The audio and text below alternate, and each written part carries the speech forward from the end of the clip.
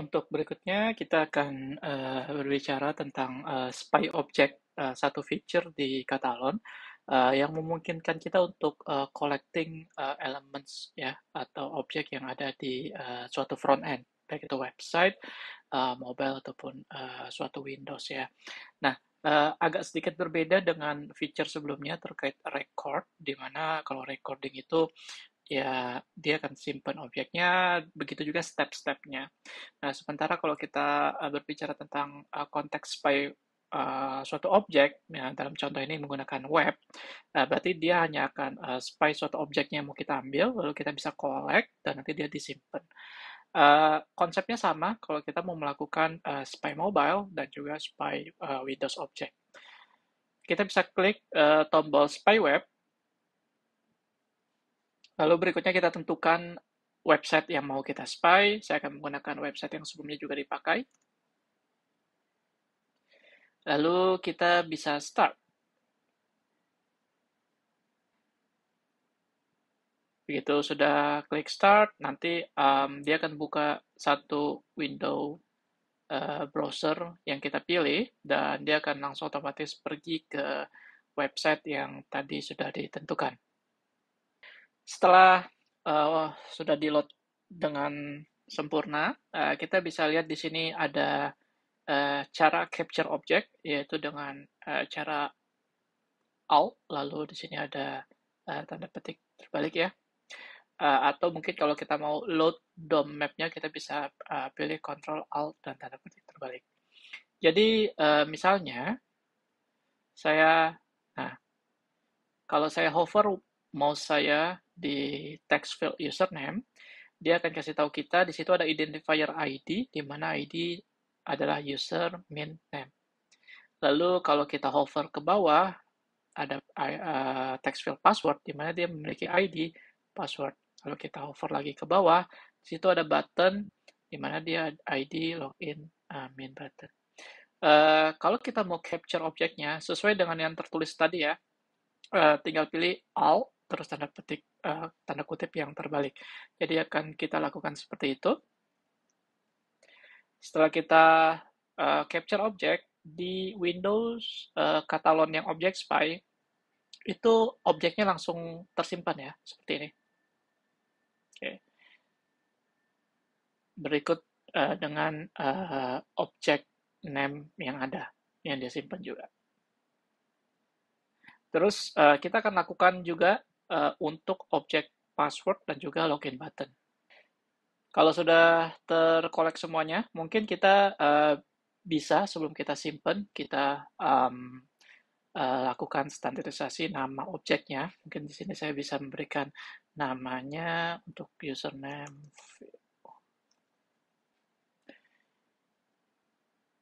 Kalau sudah selesai, kita bisa save atau mungkin mau rename nama foldernya juga boleh. Setelah di save, kita ada pilihan, yang jelas pasti di dalam folder object repository Katalon. Kalau misalnya di dalam situ ada folder lagi yang mau kita masukkan dalamnya juga boleh, silakan disesuaikan dengan selera. Atau mau bikin folder baru juga boleh. Saya akan buat di root folder object repository dengan default di sini ada folder name patch swag labs. Lalu kita klik OK. Kalau sudah selesai, kita bisa close ya object spy-nya. Nah, sekarang kita ke object repository yang tadi. Di sini yang tadi folder barunya ya, sudah terbikin. Mungkin saya rename aja supaya lebih mudah di-identify.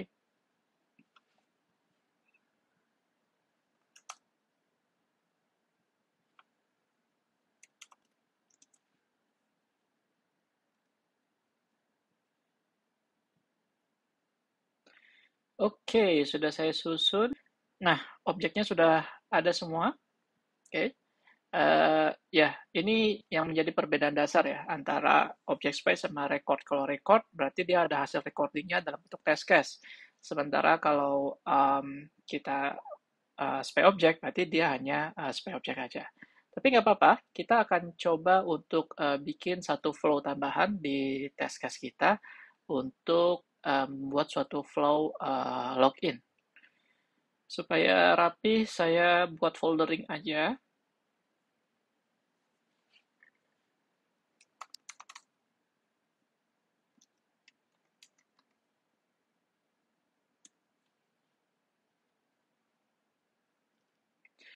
Setelah kita buat suatu folder dan test case baru, kita tinggal menambahkan keyword. Tentu saja di sini dalam kasus ini web UI keyword. Kita mulai dengan tentunya open browser ya. Nah, untuk open browser biasanya ini sebetulnya lebih ke pilihan sih. Boleh open browser saja tanpa langsung navigasi ke websitenya, atau mau open browser lalu di step kedua baru navigasi ke URL. Itu boleh. Jadi kalau misalnya dibikin seperti ini, open browser lalu dipilih linknya, di mana linknya kita akan menggunakan yang sudah kita simpan di dalam global variable. Jadi mungkin nanti bikin di sini URL source labs, lalu kita masukkan URL-nya di sini. Oke. Nah, jadi nanti kita cukup memanggil sumbernya dari sini, ya. Jadi URL source labs ini. Jadi kalau misalkan nanti suatu saat misalnya URL itu berubah, kita merubahnya dan maintain-nya cukup satu tempat aja. Nah, open browser di sini kita bisa input asalnya dari global variable, di mana global variable-nya yang tadi kita bikin. Oke, lalu oke. Oke. Nah, kalau caranya seperti ini, berarti nanti open browser lalu langsung akses ke URL source labs. Atau kita bisa menggunakan tambahan navigate to URL.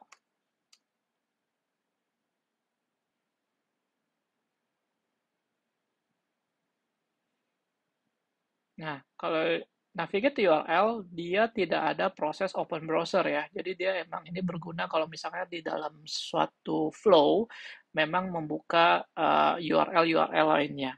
Jadi kalau misalkan mau membuatnya stylenya seperti ini, berarti di bagian open browser itu tidak perlu ada akses kemanapun. Jadi ini bisa kita kosongkan. Seperti ini.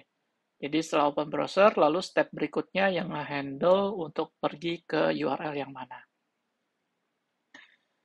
Kalau udah selesai berarti sudah terbuka webnya, berarti biasanya kita akan send keys ya, send keys di text field username dan juga text field password. Nah, di sini kalau untuk send keys kita harus tentukan objeknya. Misalnya objeknya berarti kan yang field username ya. Cara pertama, memilih dari sini.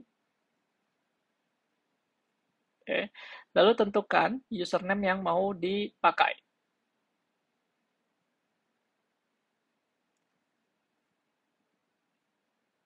Seperti itu. Nah, tetapi kalau saya boleh sarankan, mungkin jangan di hardcode di test case-nya. Tapi baiknya dijadikan variabel aja. Jadi misalnya di sini kita tulis variabel baru di level test case, username, di mana default value-nya adalah standard user. Nah, ini berguna kalau nanti suatu saat test case ini mau dipanggil oleh test case lain, jadi variabel yang di sini itu nanti mungkin bisa saja di-override dari value yang memanggil test case lainnya tersebut, gitu ya. Jadi tidak di hardcode di sini. Nah, kalau statusnya seperti ini, berarti kita rubah di sini value type-nya adalah variable, di mana variable itu adalah variable yang tadi kita buat. Nah, setelah kita send keys ke field username, tentu saja kita akan melakukan send keys ke field password. Kalau tadi kita pilih di objek dengan membuka pop-up-nya, cara yang kedua kita bisa drag and drop. Jadi field password di drag ke sini. Seperti itu. Terus untuk passwordnya, kita bisa bikin juga di variable sini. Seperti itu, lalu kita pilih variable password tersebut. Klik OK. Nah, setelah kita send keys username dan password, tentu saja yang terakhir itu kita klik button login ya untuk masuk ke dalam dashboardnya. Nah, kita bisa klik apa yang mau diklik objeknya. Seperti tadi ya, bisa objeknya itu kita pilih dari pop-up-nya atau kita drag and drop aja, itu juga boleh seperti ini. Nah, kalau udah selesai, mungkin kita bisa tutup dengan step yang paling akhir, yaitu close browser. Ini sebetulnya untuk jaga-jaga aja, untuk menghindari dangling browser yang tidak tertutup di device kalian atau nanti di engine yang kalian pakai. Nah, tapi kalau saya biasanya sebelum masuk ke suatu bukan masuk ya, maksudnya sebelum saya memasukkan value ke suatu elemen, biasanya saya akan tunggu sih, baiknya tunggu. Jadi ada satu step, wait for element present sama wait for element visible.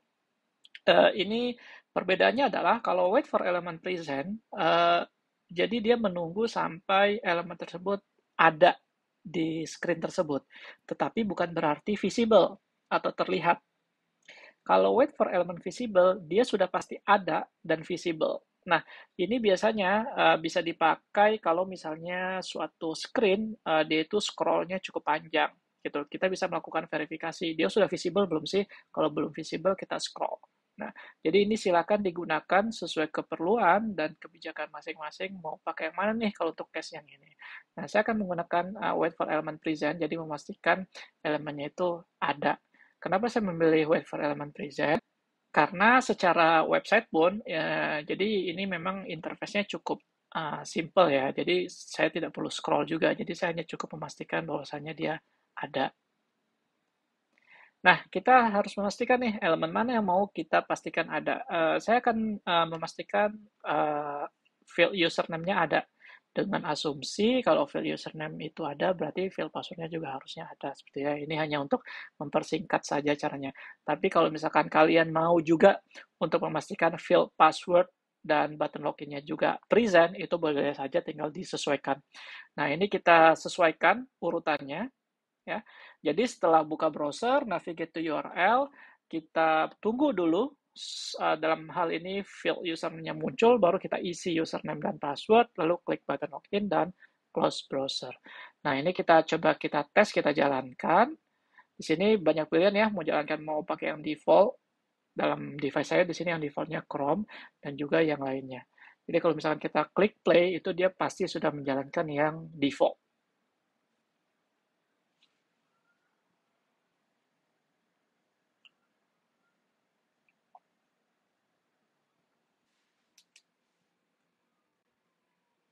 Oke, sudah berhasil.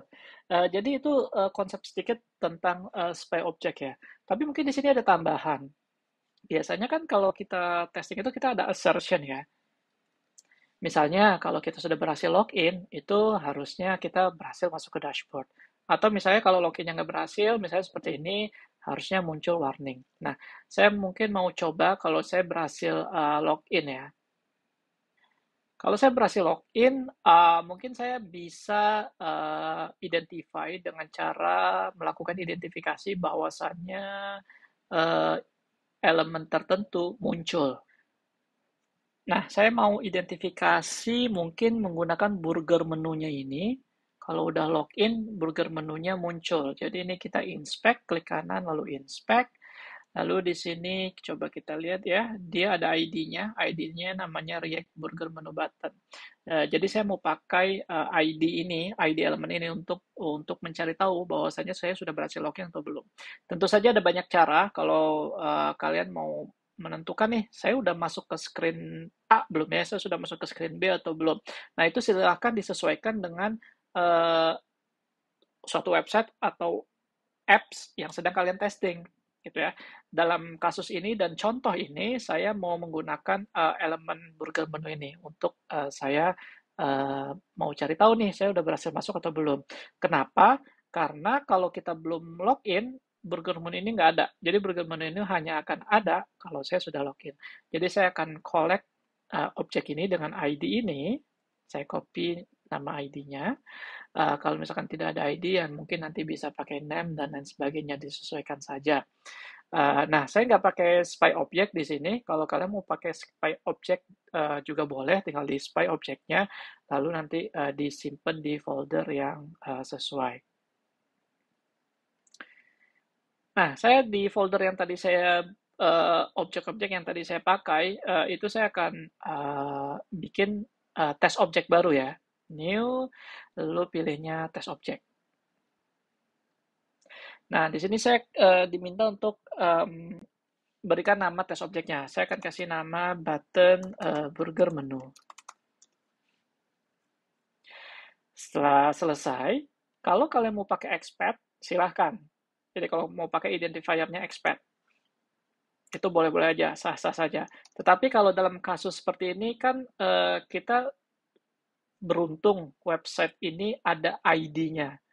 Jadi kalau memang sudah seperti ini ya bisa pilih attributes, lalu pilih object properties di sini add, terus di sini objek propertinya itu kita pilih name-nya yang mana, ID. Karena tadi kita copy ID-nya. Nah, di sini kita kasih value ID-nya yang tadi kita copy. Nah, di sini ada condition nih. Attribute property itu harus equals atau contains atau mulai dengan atau gimana itu terserah, ini disesuaikan dengan keperluan. Tapi kalau bisa sih kalau kita ngomongin elemen sebagai identifier baiknya yang equals. Jadi suatu ID itu equals to this. Jadi bukan yang contains karena kita mau menghindari nih takutnya mungkin ada elemen lain yang dia itu contains kata-kata react atau kata-kata menu yang nanti bisa menyebabkan salah klik dan menghasilkan false negative dalam testingnya. Jadi mungkin bisa menggunakan equals. Nah, kalau sudah selesai tinggal klik OK. Lalu kalau sudah begitu jangan lupa di detect object by-nya dicentang. Lalu save. Nah, kalau sudah begini, saya kembali ke task saya. Jadi ketika saya sudah klik button login, saya mau memastikan nih bahwasannya saya sudah berada sudah login dan berada di dalam dashboardnya. Saya bisa menggunakan wait lagi, mungkin bisa pakai visible atau present. Nah, mungkin yang sekarang saya mau coba pakai visible. Lalu tinggal drag and drop. Kita geser. Oke. Kalau udah selesai, coba kita review lagi ya. Open browser, navigate to URL, tunggu elemen present username, lalu send keys, isi username dan password, klik button login, lalu setelah itu kita pastikan button burger menunya visible, lalu yang terakhir kita tutup browser. Kita coba jalankan.